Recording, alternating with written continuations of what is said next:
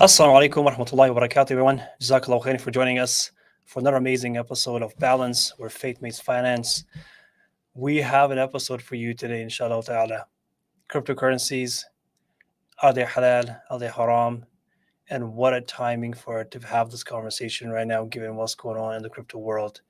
I'm super duper excited to have an important guest with us. But before that, I'm going to bring in our Sheikh Navaid Aziz, my co host, my partner. Jazakumullah khairan. Sheikh, Can't good to wait. see you. This episode has been such a long time coming, alhamdulillah. So, as you were mentioning, crypto markets have been in turmoil very recently. Some people bought Correct. at the all time high and they're suffering right now. May Allah make it easy for them. And to True. console some of their pain, we have a very, very special guest with us. Bi'idhnillahi ta'ala. We have a colleague of mine, a friend of mine, someone that I've actually benefited a lot from in the Bitcoin slash cryptocurrency space, Sheikh Maawiya Tucker. So let's bring him up and then I'll do his quick introduction, inshallah. Sheikh Maawiya, assalamu alaikum. Welcome to our live Walaikum podcast salam, today. salam. Thanks for having me. Jazakumullah khairan for joining us.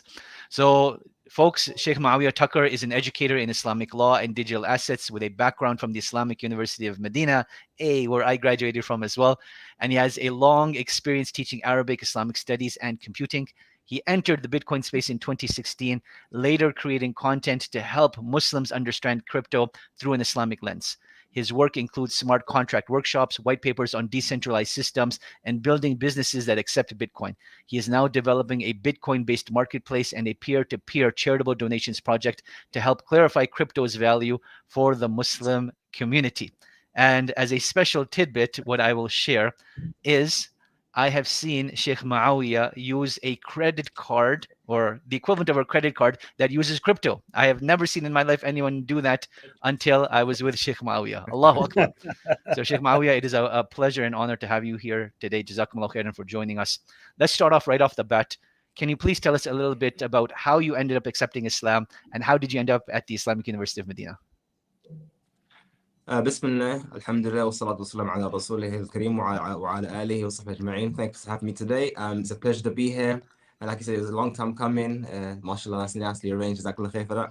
So my journey to Islam is interesting one. So I was before I became Muslim, the topics I was really fascinated about and passionate about, I would say, was maths, physics, and computing, which is interesting because they kind of stayed with me to this day. So I was in my maths class one day, and a brother came and sat in front of me because the teacher had been absent that day. So we was doing nothing in class basically. And he said, "What do you know about Islam?" Out of the blue. There's a brother called Salman from Pakistan. And I'm like, what is this guy, man? What's he talking about? So we had a conversation, and he surprised me because he was talking about Islam, and I assumed Islam was a religion that worship monkeys and cows and stuff. Because obviously in the UK, most Muslims are from the India-Pakistan region, so you kind of get that colonial view that they're just Hindus. And well, after that conversation, I went home. I thought, let me find out what is this guy talking about, and I did some research, and I went down a rabbit hole.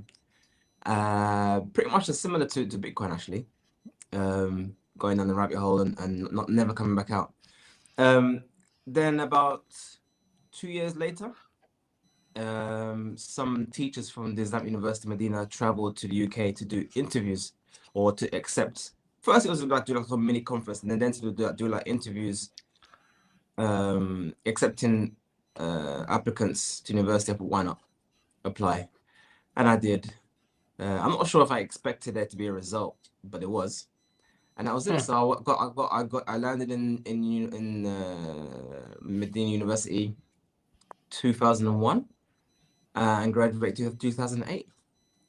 So spent about 7 years there, 3 years doing Arabic and 4 years in graduating from the faculty of Sharia.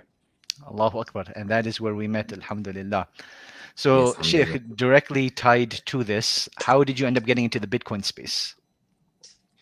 So I was always kind of even before I was Muslim, I was always against the topic of riba or interest.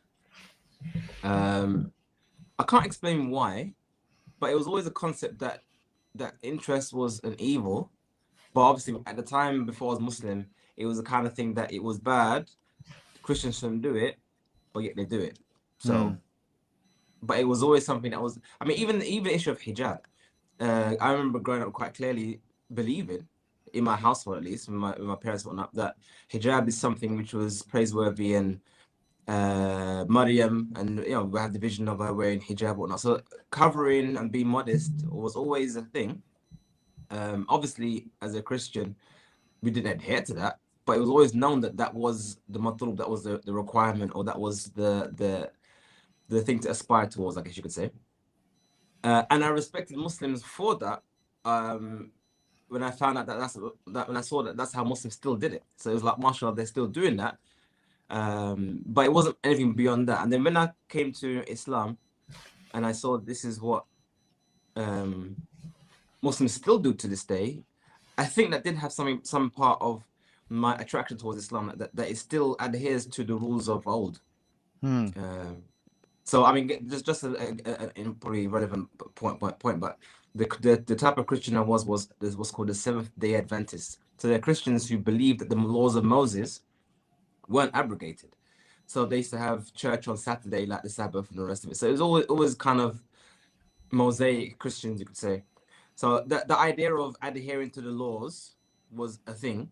So when I came to Islam, it was, you couldn't say it was in line with what I was already on in the first place, in a way.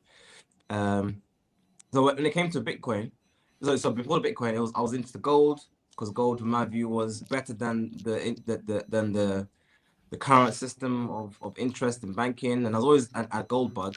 So when I heard about Bitcoin, I was interested. Okay, we've got this goldish thing, but it's digital.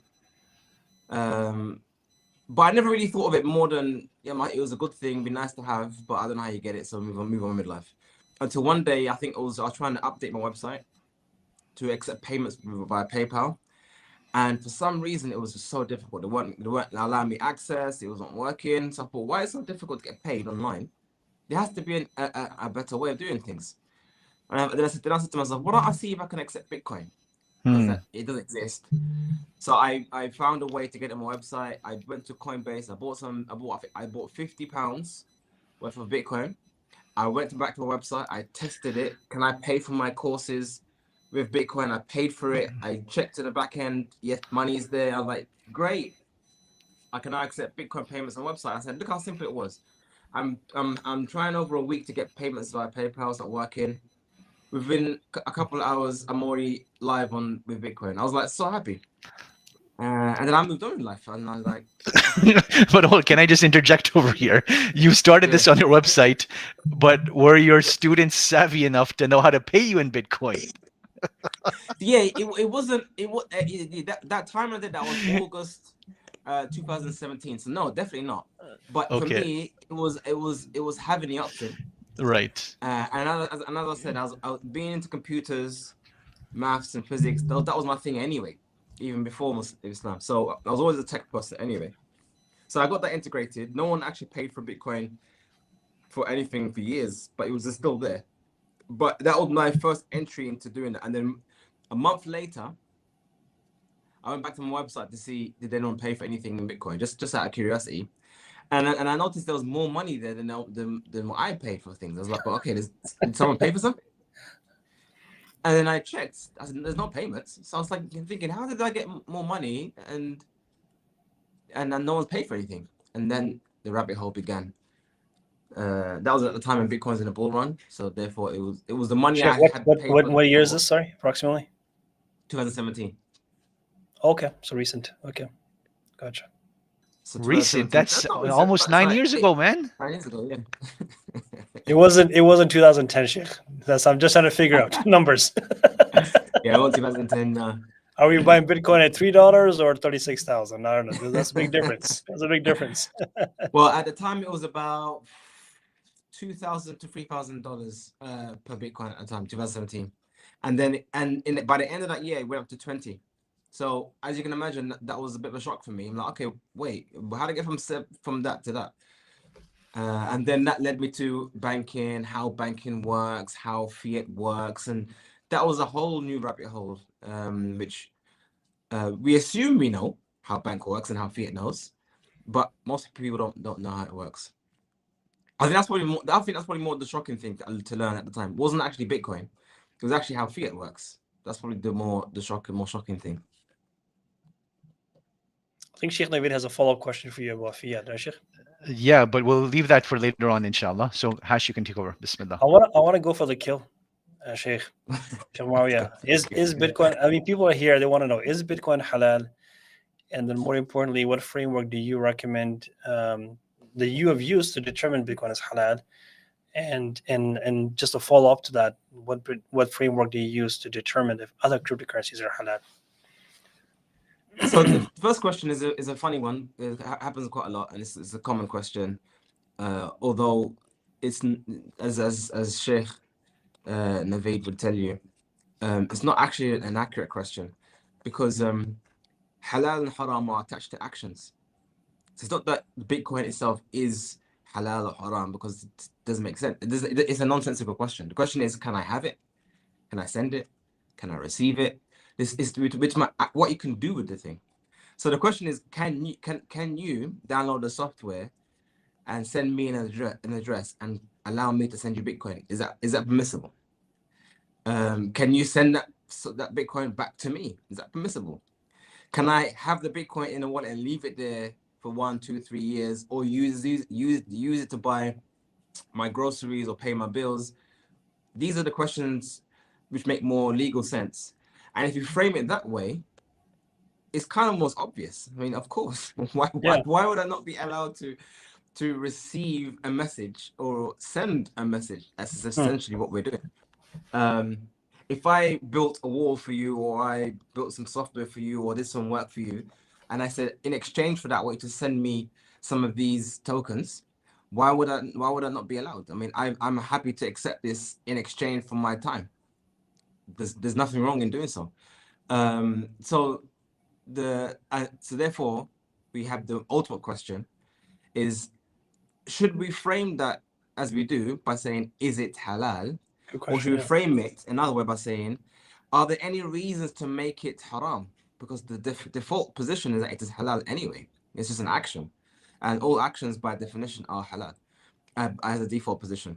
So unless someone can give to me, I guess you could to answer the question about the framework, unless someone can give to me a reason why it is haram, then it remains on its asl. يبقى على أصله. It stays as it originally was. And to this day, no one's given me a good enough reason to say why it will be haram for me to receive a message on my phone. Go ahead. Yeah, where does that question even come from? Like, that question we get asked all the time: is it Bitcoin? Bitcoin's not halal. I mean, there's shuyukhs, there are people that are like, Bitcoin is not halal, don't touch it, it's haram. And some of it, I think I can attribute to the fact that not a lot of people understand this, so therefore they automatically just say it's haram because they never took the time to sit there and figure it out like you have. I think a lot of it is to do with that, and especially, a lot of people are shuyukhs like that are in different parts of the world that don't have the exposure to the technologies and what Bitcoin can do. There's automatic haram, but where does that question even come from? I never thought of it this way. I would suspect the question is an incomplete sentence. And the complete sentence is it permissible to take my money and speculate in the crypto casino to make money? That's actually the question. Because if you look at it, that's how it's always framed, that you put your money into a system and then it magically gives you more money back. So it's not ever framed as a tool to use. It's always framed as an investment / speculative activity. Or let me put it another way: if Bitcoin's price remains stable its entire lifetime, the answer will be completely different, because there'll be no question about speculation. There'll be no question about it going up or down, or volatility, or making money. That won't even be understood as part of the question. It would actually be understood as what I said: can I receive it? Can I send it? Can I use it? It's only because of the nature of it going up or down, and the reason why people buy it for that reason. speculation, why that question is asked. So if I was to if I was to entertain that, I say, okay, forget your geeky buying and sending and receiving Bitcoin. Let's get to the brass tacks. Can I jump into the altcoin forest and speculate in the casino and see if I get some money out of it? Can I do that? And then now that's a question more to do with behavior than the tool, than the item. And I would say, okay, in that regards, I actually agree.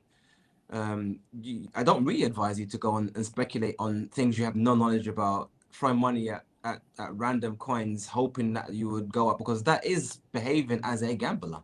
That's a behavioral thing. That's not a thing. That's a behavioral thing. That could be with stocks though. That could be with anything really. That you can throw money at anything with the hope that you can go up. I mean, that's why you have wealth managers, isn't it? That's your job to know what to do. Your job is that you know what to do. And you do it, whereas I don't know what I'm doing, and I'm giving you the mandate to do that. So that's why people like yourself exist, because you know what you're doing and I don't. But yeah, so if it's to do with framing, it's to do with asking the right questions, and it's to do with understanding what's being asked. And that's why most people who ask me, is Bitcoin halal, I have to go for this whole long mission of explaining what do you mean by halal and what do you want to do with the thing and whatnot. So, and as you can imagine from my story that I mentioned, my entry into Bitcoin wasn't to do with the price. I mean, the price came after the fact. I didn't even know price went up. I mean, the knowledge that price went up came after I'd already bought the thing. So I'm like, why is that happening? And then the question was, okay, if Bitcoin goes up and other coins go up and fiat goes down, what's the mechanism behind it going up and down?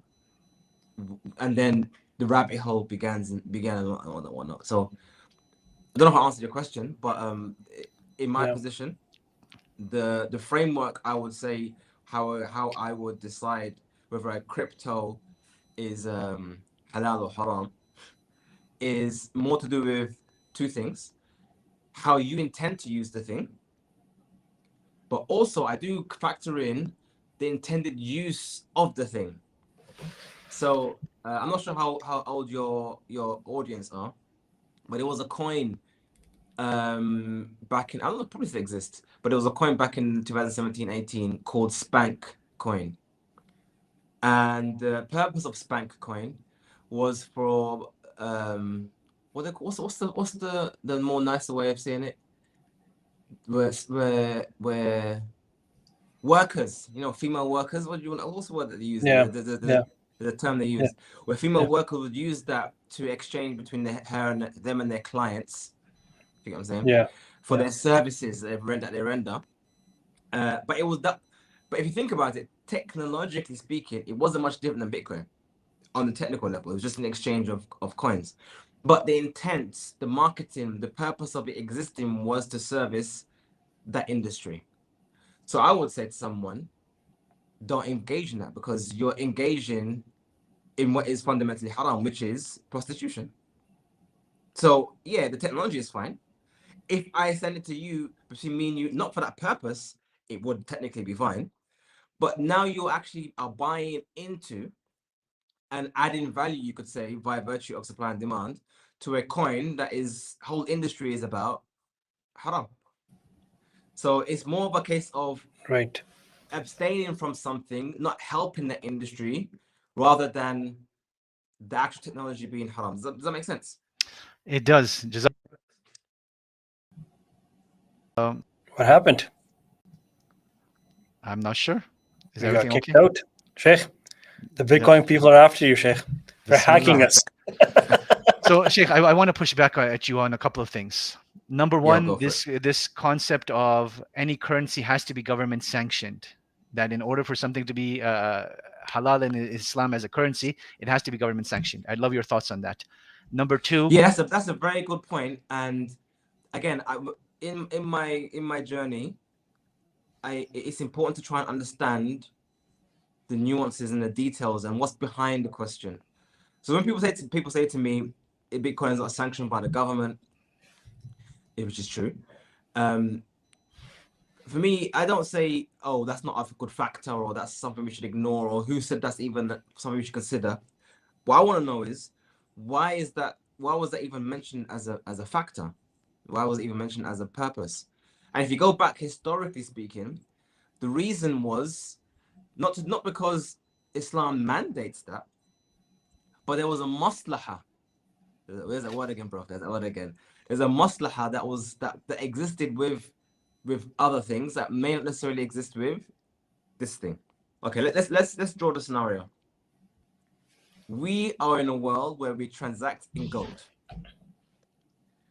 And the realities of gold is that we don't actually know its purity by looking at it. You can't, I mean, there's no way it looks gold. The color is gold. It has a certain weight. It looks as it is. We have no idea if it's 99%, 98%, 97%. We have no idea of its purity. So there's an avenue for ghish. There's an avenue for cheating. Also, it's possible that anyone with the right skills can manufacture these coins that we use. So we have a national coin that we use, and this coin is unified in terms of its weight and its purity. So now we have a standard, which is the weight and its purity, and we have people who can manufacture it themselves without the need of the government, and that opens up the avenue for a ghish, where I can manufacture the same coin everyone uses, but I can mix in some other materials, make that coin effectively, or make profit on the margins. I can make profit on the spread between how much I'm actually spending by putting the gold in that coin and how much it's perceived to be in the market. So we could say, as a rule, making or minting coin is not allowed for anyone unless you have a license. And to get that license, you have to fulfill certain criteria that guarantees the purity, the weight, and all the things necessary for that coin to fit the standard. Because off the bat, there's no way of knowing that without some kind of government oversight or some kind of way of proving this coin. So we as Muslims historically we acknowledge the role of the Sultan and what his job is for the maslahah of the people. So we can say, it makes sense now to say, any non-government issued coin is haram. Not because the coin itself is haram, but because of the wider maslahah of preventing or closing the door to ghish. We get that. Moving to Bitcoin. Is there a way to dilute Bitcoin? So therefore Bitcoin is less than what it actually is? No. So there is no opportunity of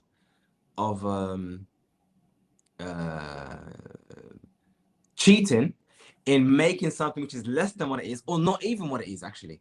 So the idea of minting to maintain the standard doesn't exist with the Bitcoin anymore.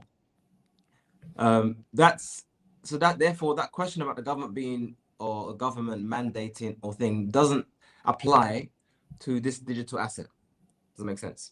So that's why it's a valid question. I would say it's definitely a valid question in its context, but not in this context.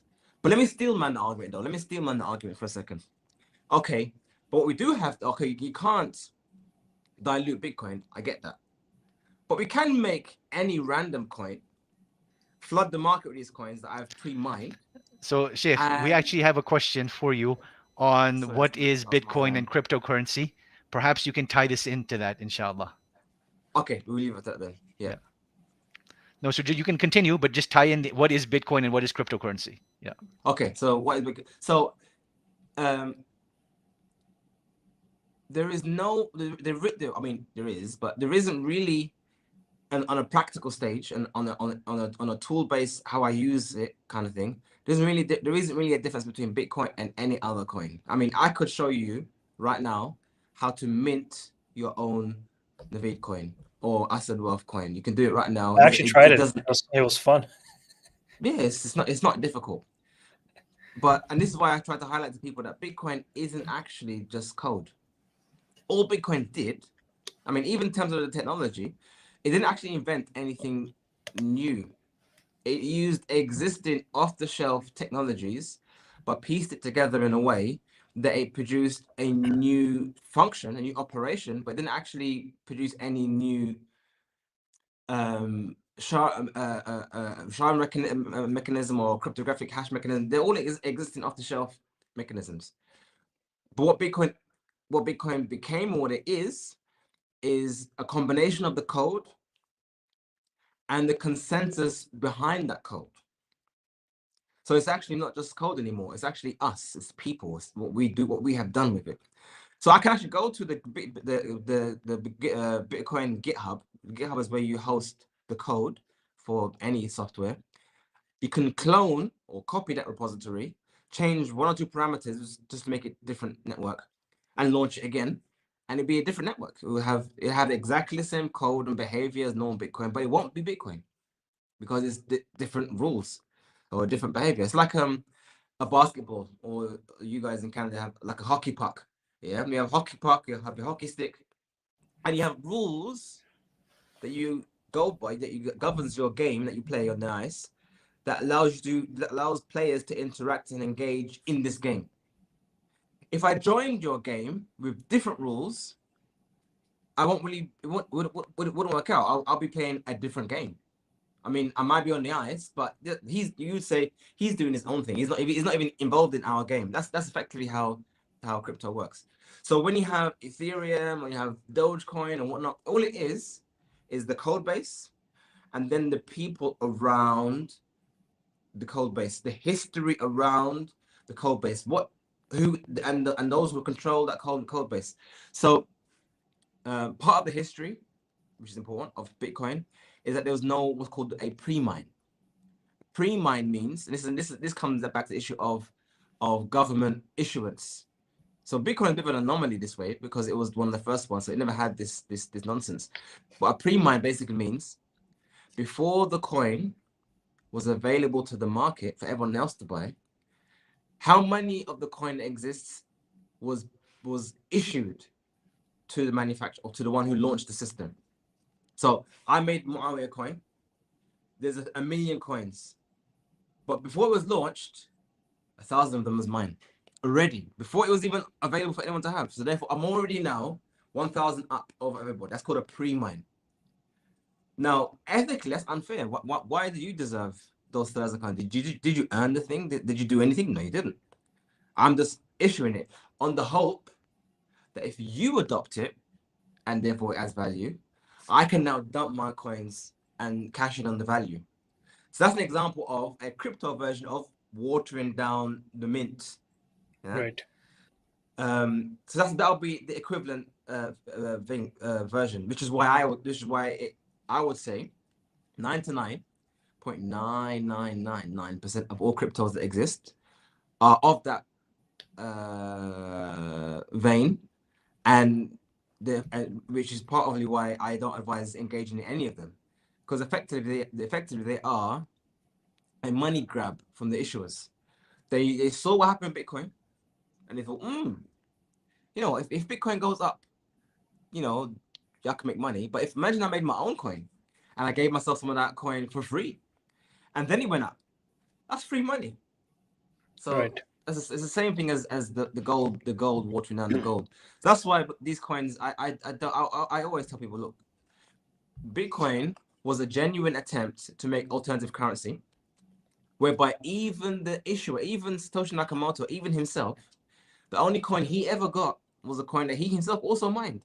So he could mine it like anyone else could mine it, and he earned it basically. Just like gold, you go to the mountain and you put effort, and then you get your gold. Bitcoin, the same thing. You put effort into it by mining the coin, and that is the reason why you deserve it. That is the justification why you even own it. Either you mined it or you bought it. As for pre-mine, that I would say is an unethical reason for owning a coin, and close to being rich, depending on how you view it. So I'm not sure if that'll be a long answer, but in a framework, that's the reason why I don't really give much credence to all the other coins, because the other coins, their history is in the wake of Bitcoin. We saw what happened with Bitcoin. I want to replicate the same success, but I want to capitalize on that somehow. Sheikh, what's your thoughts on Ethereum, if you don't mind? So Ethereum, it was one of the earliest ones. So a lot of the early coins, they don't tend to necessarily suffer from the same problem that newer coins do have, because they were born so early on. It was moving for different reasons. Maybe it was because it was a geek thing. It was just a a community thing. Different reasons. So Ethereum was founded by Vitalik Buterin, who actually was a Bitcoin developer. He actually used to develop and share code or update Bitcoin's code base like everybody else. But he had a vision of allowing Bitcoin to be, or having the opportunity for Bitcoin to be Turing complete. I'm not gonna go too geeky on that, but basically it means to be a full program, not just how Bitcoin is with scripting language, but be just like a normal, like Windows, or to be like Mac OS, whereby you can run any kind of software on top of the blockchain. If Bitcoin is unstoppable money, why can't I have an unstoppable operating system, whereby I can actually run programs on that operating system in a way that can't be stopped? That's basically what it is. Like it's a network of computers that can run software. And the Bitcoin has said, no, not interested. We want to keep Bitcoin as just money. Don't bring all this other stuff involved, because that now brings in an attack surface. If you add full programmability to your money, it opens the door to a lot of problems, unforeseen, unsuspecting circumstances, which we saw in Ethereum and others like that, where people get scammed or hacked quite easily. How can they get hacked? Because it's software. Like any program, like Windows. I don't know if you guys remember when I was young. If you ever wanted to get Windows free of charge, you'd go online and you'd find someone who's got some software that can tweak the Windows operating system that allows you to install it without the key. How did they do that? Because they found a backdoor, they found some kind of if statement that didn't close properly, and they was able to exploit the whole software. So imagine you did that with money. Imagine you had a wallet. Your Bitcoin is in your phone, nice and secure and safe, and someone found some kind of exploit in your software that was able to empty your wallet. That's the problem. So Bitcoin was the keep, or the Bitcoin community said, look, Bitcoin is money. Leave it as money. Don't add on to it your own stuff. And Vitalik said, okay, if that's how you feel, I'm going to do my own thing then. I'm going to launch my own coin, which is also a coin like Bitcoin. But instead of it being limited in how it's programmable, I'm going to open the floodgates and allow you to do anything you want. So you can do NFTs, you can do software, you can do decentralized online gaming, you can do all that kind of stuff on the blockchain. But that's essentially what he did. So in that respect, it wasn't necessarily, I wouldn't put it in the same vein as a scam like a pre-mined XYZ, although it was actually a pre-mine. It was actually a pre-mine. But that was, like I said, it was early days. It had a different vision of what it was, and that was what it became. But Ethereum suffers from a very big problem, which Bitcoin doesn't. And that is centralization. Now, Bitcoin, like I said, Bitcoin is not just software. It's what's around software, us. So we say it's a decentralized coin, meaning that there's no central authority. But the question is, can it be though? I'm asking you guys a question as a to have some engagement here. I'm the one who's talking here at the moment. But that's fine. Is there a way to centralize Bitcoin? Is there a way to make Bitcoin centralized? What do you guys reckon? I would say no, there isn't. Why not? I mean, I don't have a detailed answer for you on that, but I would say from my understandings of the mechanism, you can't centralize it.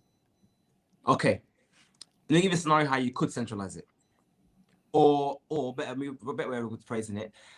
What elements of its functionality could be centralized? Okay, if every single miner on planet Earth was a Saudi government organization, then we would say centralized. Doesn't matter what Yeah, you're saying, because true, but that would require. I mean, the likelihood of that happening is very unlikely. And yes, it's sort of like, how do you do يعني وضع الحديث? You would need everyone to come together and corroborate their misactions. So in the yes, theoretical perfect. level, yes, you could do that, but the likelihood Yeah, of that happening is very improbable.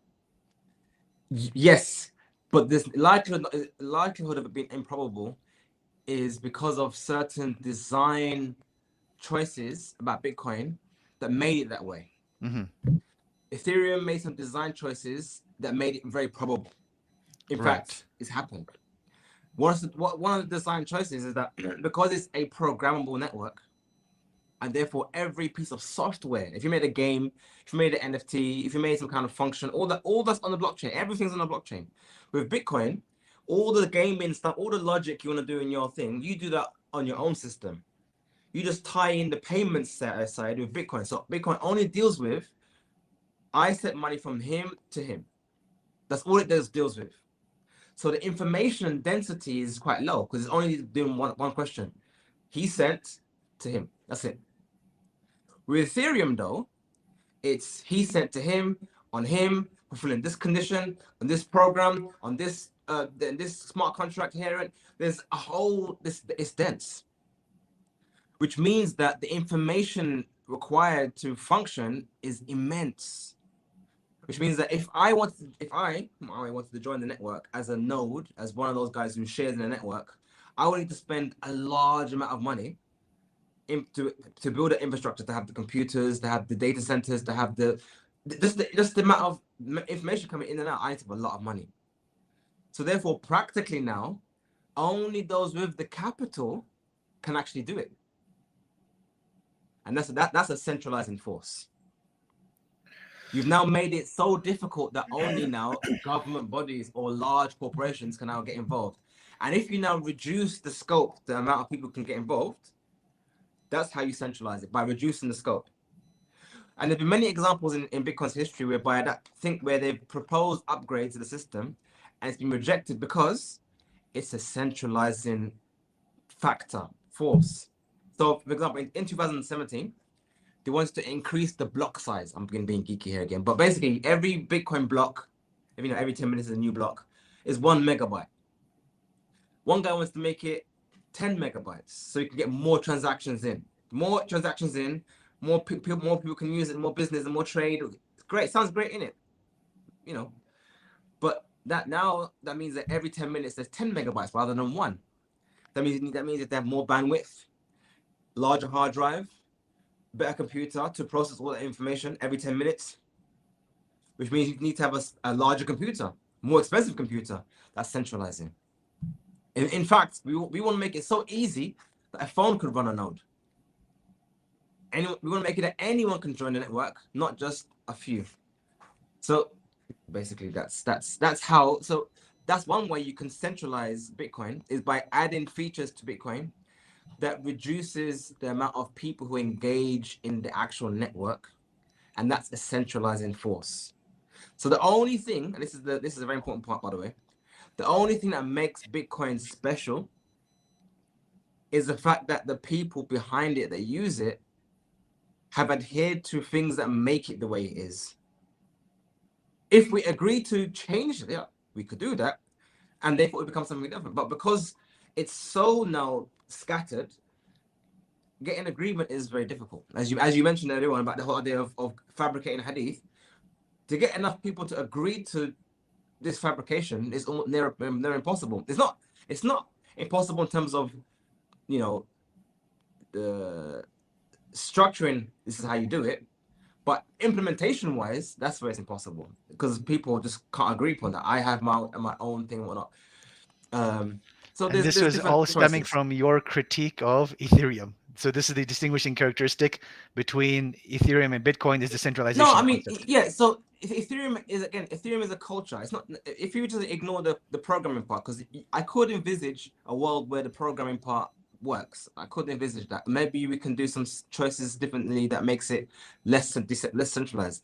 But there are certain historical things about Ethereum and other coins that makes it dubious as a currency. Dubious. One of them Nice word was choice. called it's called the DAO hack. So someone made a smart contract Yeah.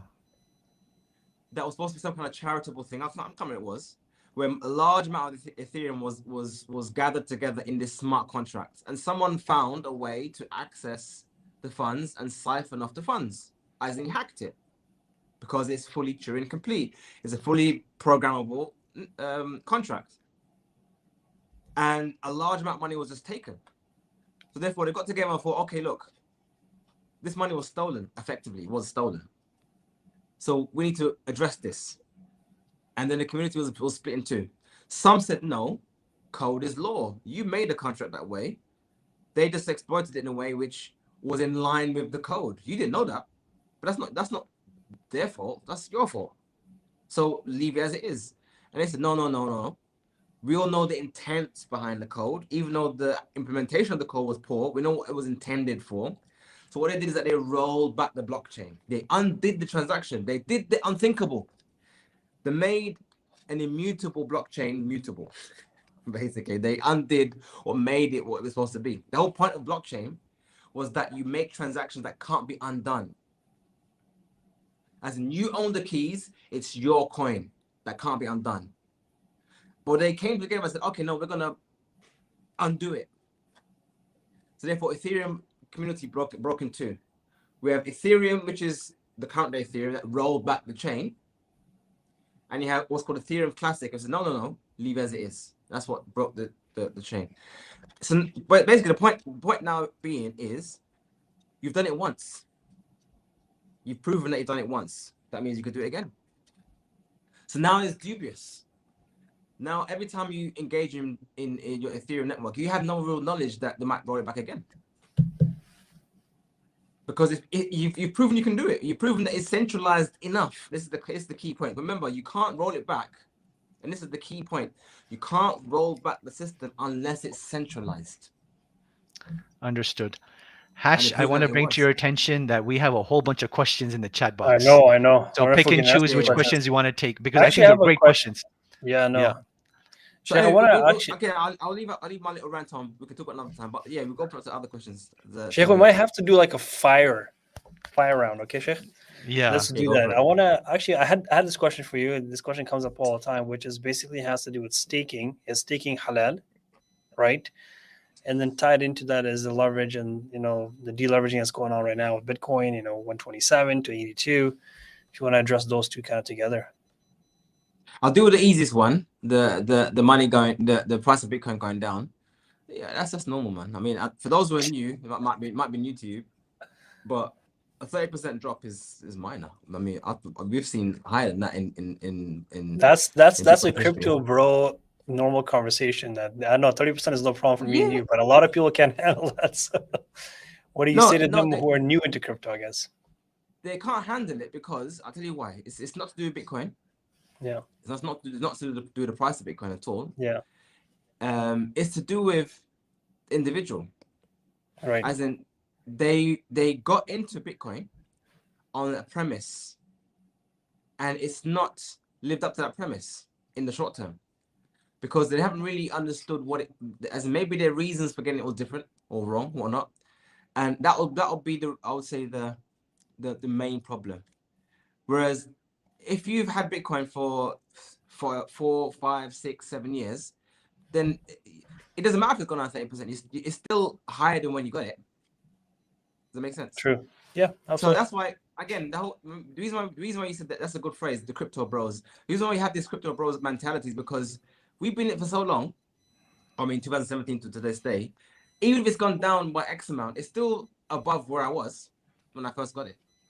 So it's like, okay. Life is good. It doesn't affect me, but it only affects someone who got it. The first time they got Bitcoin was last week or 2 weeks ago. They're like, oh no, I got it and it went down. So I guess the easiest question would be, it's an honest question one should ask themselves. Bitcoin's gone down 30% from when you got it, and I just got in. Is the actual concern that you think Bitcoin is dead? Do you actually believe that because it went down 30%, that Bitcoin is now going to go to zero? Because if you genuinely believe that, then you literally are in the wrong place because you've literally bought a thing, you have no idea what it is. That's literally what it is. Because I'm not gonna say that Bitcoin is a perfect system, that there's nothing wrong that can go wrong. I'm not gonna say that. I'm not gonna have that kind of glass-eyed view of Bitcoin. I mean, I can definitely talk about some things, some risks and whatnot about Bitcoin. We can go there, but price is not one of them. Price is literally not a problem for Bitcoin. The only question you should ask yourself about Bitcoin, literally the only question you should ask yourself every morning, if you want to determine if Bitcoin is a good investment or not, or whatever that question is, the only question you should ask yourself is there a new block being produced every 10 seconds, every 10 minutes? If that's a yes, Bitcoin is doing what it's supposed to do. A functioning system. I mean, think about it. Bitcoin is actually the only system in human history, I mean, computer system, network, that has zero downtime. I mean, it's been up the entire time. It hasn't gone down. It's still functioning. That is the value of Bitcoin, that I can transact and I can send and I can receive Bitcoin reliably. I'm guaranteed that every one of you have had times when your bank account said, during this time and this time it's down for maintenance, you can't use it, or this. We've had that.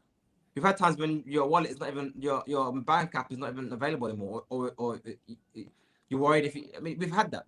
Whereas Bitcoin, nope. It's always worked.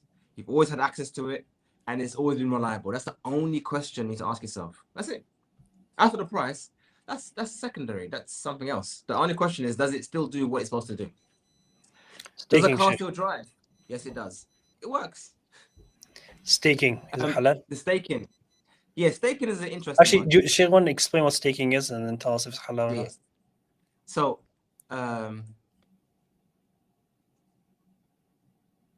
one of the properties of Bitcoin that has made Bitcoin what it is was solving the problem of how of those who may want to cheat the system. So with gold, we know how to cheat the system. You mix in something else with the gold. So the mechanism is quite clear. Yeah. There are ways to mitigate that, but effectively, the way you can cheat the system is mixing other things with gold. We know how to do that. It's not that difficult. Well, it's not difficult if you haven't got. I mean, it is difficult. You have to have the tools, you have to have the skills, but it's not that difficult. The mechanism is clear. But if you want to make a digital currency, the biggest problem we have in any digital currency, but this is before Bitcoin, is how do you synchronize that knowledge across the world? How do you do that? Because prior to Bitcoin, there was no way, we didn't know of a way to do that in a manner that didn't require centralization, i.e., same way how banks work. I go to the bank and I ask the bank, how much money do I have in my account?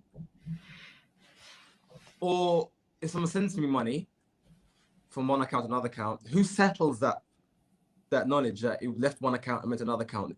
There is somebody or somewhere that makes that decision. We need a system whereby there is no central place that makes that decision. But how do you do that? There was one person called Adam Back. He's a nice fella. Met him a few times. But Adam Back, he had a system to try and prevent email spam. It was an idea he had. And basically what it was is that every time you send an email, you had to make what's called, do some work, do some cryptographic or some computation, I suppose that's what it's not cryptographic, some computational work. So every email has some work done. What does that even mean to do work? As your computer does some kind of process that may take milliseconds per email, but it still has a finite number of seconds it takes to do it. Let's just say 1 second. Let's say 1 second. So every time I send the email, I write the email, blah, blah, blah, blah, press send. Between me pressing send and it's actually sending, it takes 1 second to do this work. For you as an individual, that's minor. That's easy. It takes me 1 second. It doesn't bother me. But if I want to send 1,000 emails, That's now 1,000 seconds. 10,000 emails, that's now 10,000 seconds. 1,000,000 emails, you see where we're going. So that is, if all emails were like that, we wouldn't get spam anymore. Because for the spammer who sends 10,000 emails, that's a long time. But for the individual who sends genuine emails, that's not long. That's easy. But in terms of adoption, that didn't really get much adoption in emails. We don't have that function in emails, but that was an idea he had. So Satoshi Nakamoto used that and other things to say, okay, if I'm going to mine Bitcoin or mint it, you say, like how you mine gold, imagine I put some work involved in doing so, much like you put work in mining gold. And that work is the limitation factor for the issuance of gold. And it prevents one person dominating the network through having loads of computers or whatever. So he can, as me and my computer, I just made some algorithm and I can just dominate in mining. I can't do that because every time I mine a block, I have to do some kind of work.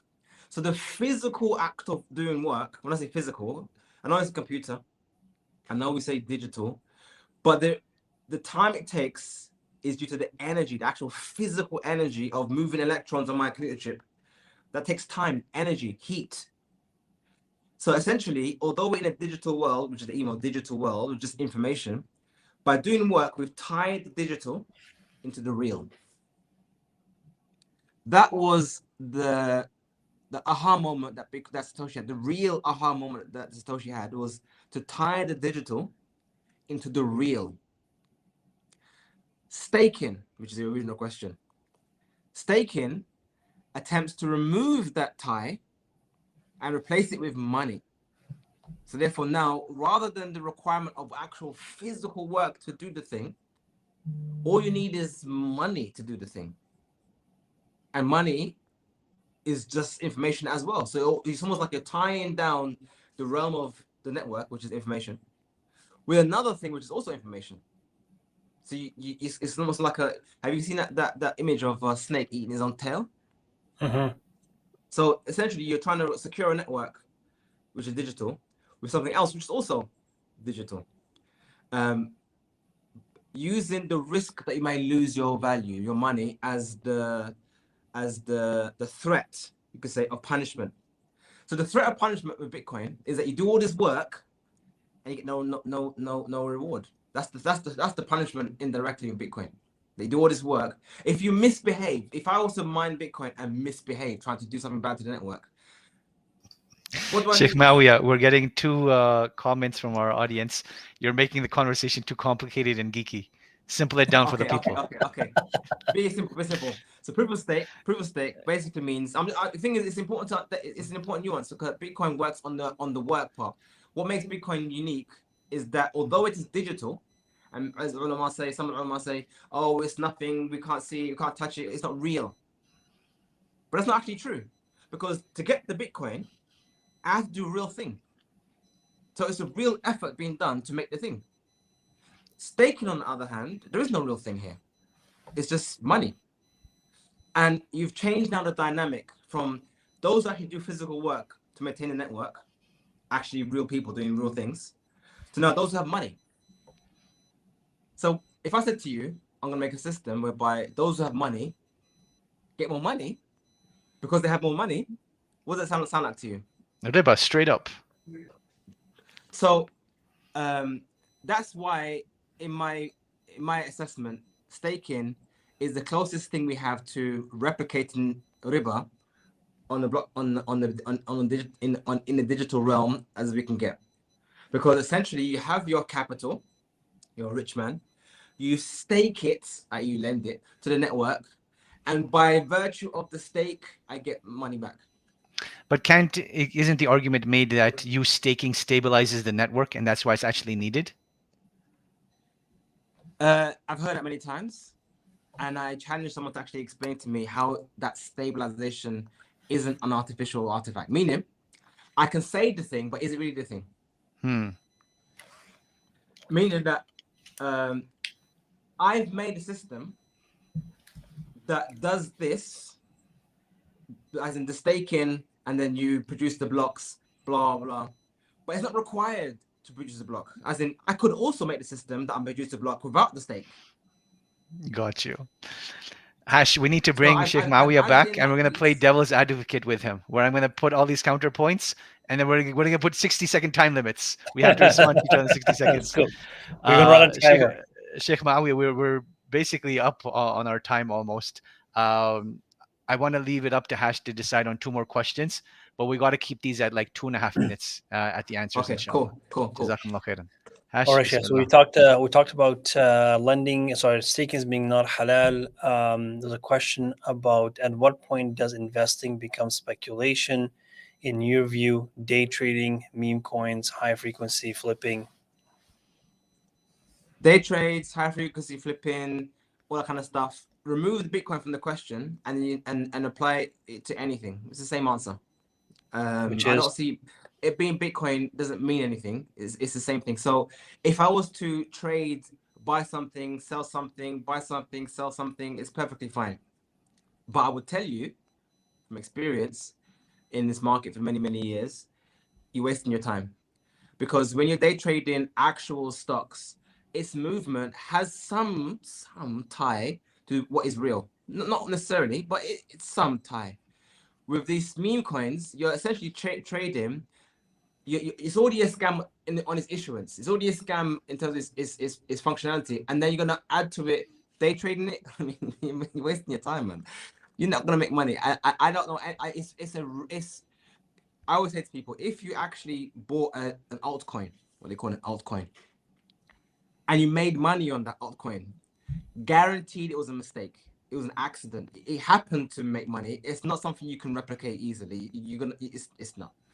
And I know many people who say, yeah, we make money, bruv. You show me your portfolio, show me all your trades, and I'll tell you if you made money. You don't show me the trades you made profit on. That's easy. I can show you trades. Yeah. I can show you I made profit on trades, but show me the ones you didn't make profit on. So no, because it's no. Like I said, thinking about mechanism, I can literally mint a coin today. I can agree between us 3. By the way, we're gonna make this coin. You get 1,000, I get 1,000, you get 1,000. When it gets to this price, you dump. When it gets to this price, you dump. When it gets to that price, and we can all arrange this before the coin existed. Yeah. That's the reality of that the happens all altcoin the time. market. Yeah, happens all the time. So, yeah. And you're not in the business for that. You don't employees for that. It's just code. So you're wasting your time. Don't do it, man. Don't do it. That's my thing. High frequency stuff. What value are you adding by this in that? I don't get it. I don't agree with it even in the stock market, let alone on crypto. So no. Sheikh, I think you have a very good way of explaining the halal aspect of Bitcoin. You talk about the inflationary aspect of it. Do you want to go through that a little bit? Because I think, I want to hear from your perspective as well. 100%, but I'm afraid to open up this can of worms with Sheikh Maawiya, because again, I think this whole discussion of the dangers of fiat currency, we really need to understand this as an ummah. Like, this is one of the ways we have been enslaved. So Sheikh, again, within 2.5 minutes, why is Bitcoin a good alternative to fiat currency, and what are the dangers of fiat currency that Muslims aren't aware of? So Bitcoin made a design choice, and this is one of the things about Bitcoin that is, there's a lot of things that came together that was really perfect that it could have gone wrong. As Satoshi could have made other decisions, and it would be a different conversation. One of the decisions he made was that the number of coins that will ever exist, there'll only be a set number of coins that will ever exist. That's one choice. And second one was that who gets the coin? In our current fiat system, the one who issues the coin, so the way you issue new coin is through lending. That's through interest. So the whole, if you don't agree with lending, that has to affect the way you perceive fiat. If you think lending and riba is haram, but yet the whole fiat network exists because of fiat, riba, sorry, interest, that has to influence your view of fiat. You can't say, yeah, I like fiat, but I don't like riba. They're intrinsically tied to each other. That's how you mine fiat, through lending. And number 2, there's no upper limit. There's no point whereby no more coin will be issued. or there's no limitation. The government can print at will. Anyone with capital, I can go as a rich person or as asset manager, say wealth manager, I say I want a loan for 2 billion. Give me the money, and money is issued. So essentially, ethically speaking, the issuance of the currency is very unethical. It's only open to those who have capital, and they benefit from the issuance. So they get they get the money early. Once it's issued, then they can spend it, and then after that they have inflation. So they're basically spending it at a discount always. By the time that money gets to us, we've already got the inflated price of the money later on. So ethically speaking, every time we use fiat, we're always being cheated, we're always being robbed, because we don't have the only way to really benefit from fiat. I mean, positively benefit from fiat is to get it via loans, get access to the money printer, which is haram.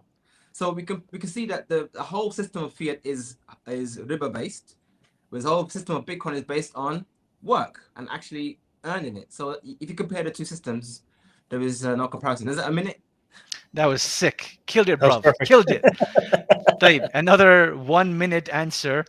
Sheikh, how do we make the Ummah wealthy through Bitcoin?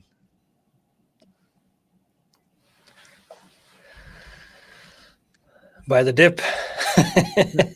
Yeah, so I don't like the question. I'll tell you why. Because I don't like people to think of Bitcoin purely from that one property of it going up, because there's so much more to Bitcoin than it going up. And let me phrase it another way. Forget the idea of becoming rich. How can I actually what could Bitcoin do for me for commerce and business that fiat cannot do? For me, that's a better question.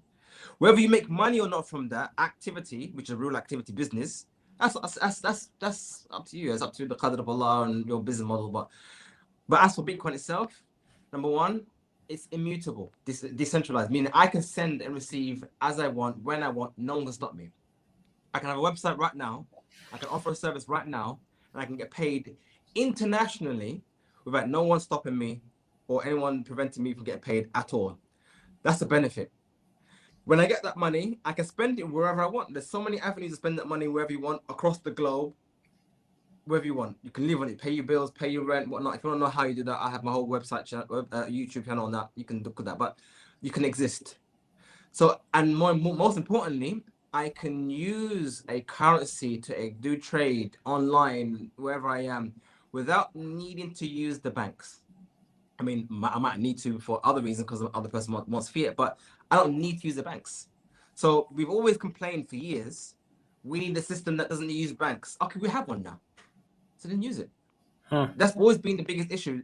Even fiat has only been allowed, or banking has only been allowed because it was a lesser of two evils, either that or nothing. Well, now we have something. Now we have alternatives to actual banks. So I would say, as I always say to people, stop thinking small in terms of just the price action. Think beyond the price action. Okay, money, it goes up, great, fine. Move on. What else could I do with Bitcoin? What other amazing things could you do with Bitcoin that you can't do with fiat?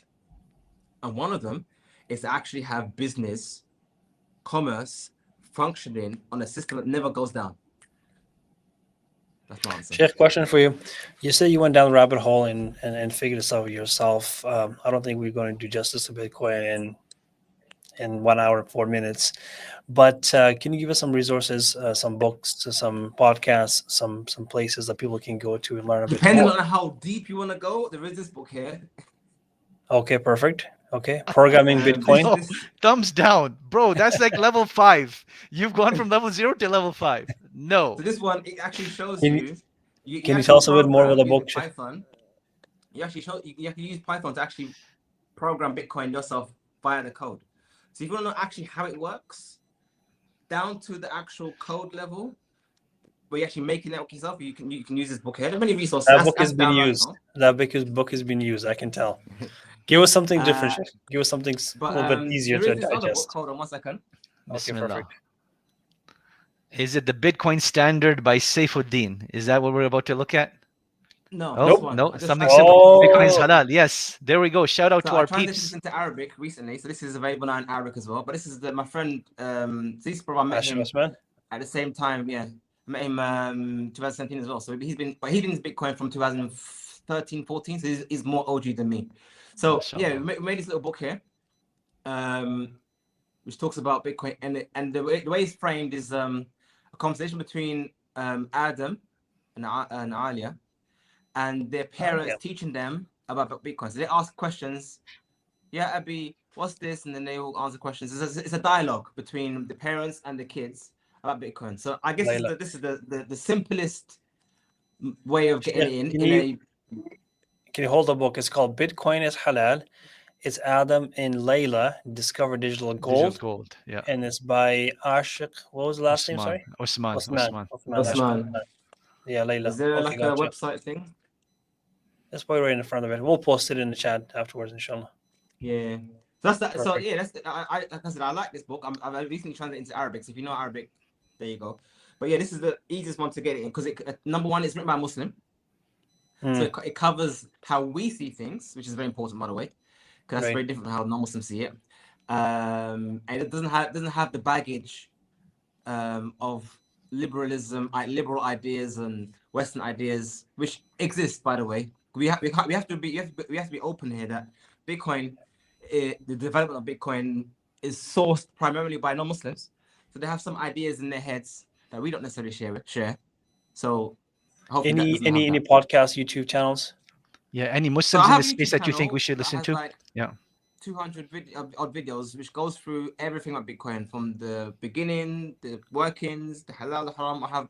I decided to make a series that I can point people to answer the questions without having to repeat myself over and over again. So that's on the web channel called BTC divided by zero. Oh, okay. It used to be called Crypto Hash Review, but then I want to remove the word crypto. Crypto's a scam. So it's called BTC divided by zero. And anything divided by zero, what is that? Zero. Oh, actually, technically, it's Can't do it. Yeah. Yeah. So that's the price of Bitcoin in dollars. It will eventually be infinity. Priceless. So BTC divided by zero is what's called? Yeah. Yeah. Okay, got it.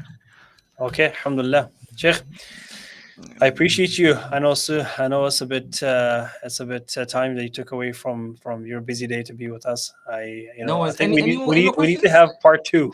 Oh, 100%. I think we're going to structure part 2 a bit better, and we're going to play devil's advocate. We really want to debate this stuff out and really prove why Bitcoin is superior to not only fiat, but to other cryptocurrencies as well. And then how do we, deep dive into how do we get more Muslims involved in this space, inshallah. So can I say something closing on this topic of it? Yeah, absolutely. Of course. Bismillah. I believe, I think if there was a message I would want people to take from this, it would be that I actually have a video. The title of the video on my channel is "Make Systems Before Systems Are Made for You." Now, the idea behind that video was that Bitcoin is technology. It's not written in stone, meaning that the software or its interactions people are building things on Bitcoin. Tools for us to use, network systems for us to use, it's been built. But a vast majority of them are not Muslim.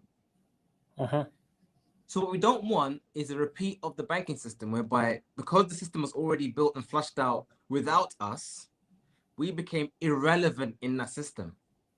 So now when we want to have Sharia compliant banks, effectively all those banks have to comply with the systems that already existed because we weren't involved in the conversation at the beginning.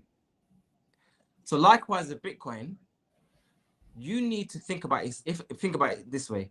If Bitcoin does become what we hope it becomes, the global money that is used throughout the world, and systems are built on top of it, programs are built on top of it or not, we need to have enough systems built for our needs so that when the Ummah is using it, they can use it. It's available. Because best believe, if we don't, the others will build other systems, and we will be forced to use their system. Right. We already have people trying to use Bitcoin for lending and get yield on your lending. It's already happening. But we need to have our own systems that we can use, and I guess you can say you can make money from whatnot. But you can have our own systems that cater and that is in line with the Sharia. That's kind of why I decided to go down the rabbit hole even more, having my computing background, to try and build those systems, to try and be a part of building what is for us. And that likewise for you guys here, your listeners. So don't think about how much Bitcoin I can buy, how much it will become when I want to sell it. Think another way. What could I build on Bitcoin that will benefit me and others? I think there's a lot more value in that question than the speculation and the high frequency trading and all that nonsense. Don't focus on how much you can sell the brick for. Focus on what you can build with the brick. There we go. Alhamdulillah, bro. That you summarized all of that in that phrase. I should have just said that instead. Sheikh, you can trademark it and copyright it. It's yours. Bismillah. All yours. Perfect. Jazakumullah khairan for joining us today, Sheikh Maawiya. We look forward to hosting you again. It has been, without a shadow of a doubt, the deepest dive we have taken on any topic. And we have never had people complain that it's too complicated up until you came. So, slow clap for you, Sheikh. Jazakumullah khairan. Wa barakallahu fikum. May Allah bless you and increase you in goodness. May Allah subhanahu wa ta'ala use you for khair. May Allah subhanahu wa ta'ala protect your sincerity. And may Allah subhanahu wa ta'ala allow us all to work together for good in this life and be united in Jannat al-Firdaus in the hereafter. Ameen. Jazakallah khair. Barakallahu fikum, Sheikh. Take care, inshallah. Subhanak Allahumma bihamdik. Ashhadu la ilaha illa ant. Astaghfiruka wa atubu ilayk. Wassalamu alaikum wa rahmatullahi wa barakatuh. Wa alaikum assalam wa rahmatullahi wa barakatuh. See you in part 2, inshallah. Inshallah.